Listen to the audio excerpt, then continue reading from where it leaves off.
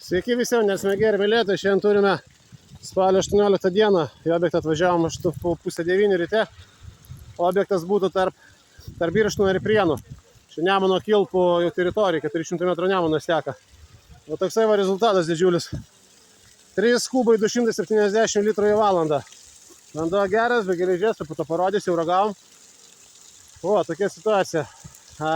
Jau vandeningas žvyras, čia super vandeningas, mes ir pasigrėžiam ir prie pat prūdo pakrantės. O, toksai va tokios frakcijos, stambios frakcijos žvyras, didelis pralaidumas, dėl to toksai va didžiulis yra debetas. Vos ne 3,3 kubo į valandą.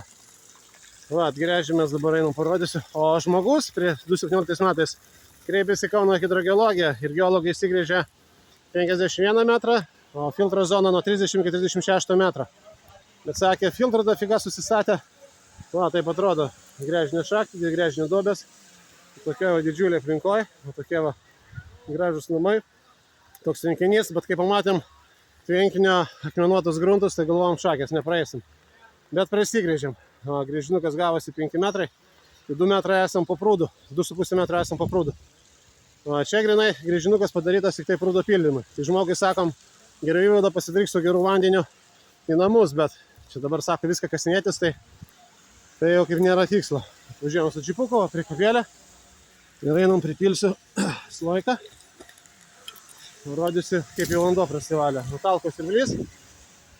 Galingiausi savo serijai. Mr. Gardiner siurblį pajungia 1 kW, duoda 2,4 maksimaliai debeto. Čia 3 kubai beveik 300. O, pilam. O, tokia švarė didžiulė.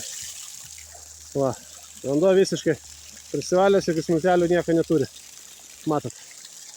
Puikiausias vanduo. Tai va, gręžimo procesui vanduo reikalingas yra elektra. Tai va, prasitempiam geisinę žarną. Gręžimo procesu, aišku, oras įtragiškas, o jau trusikai šlapi, kiaurai. Bet jau viskas, jau pakojamės, tai va, rekomenduosim užsakovą tokią hidroforą nusipirkti. Galingiausių savo serijų 1,4 kW. Tyliai šniokščia ir galės pildyti prūdą. Čia grinai gręžinukas buvo tik tai prūdo pildymai. O va, Nemuno kilpo regioninis parkas skaitėsi. Tai ką tada? Visiems geros dienos ir gero vandens iki.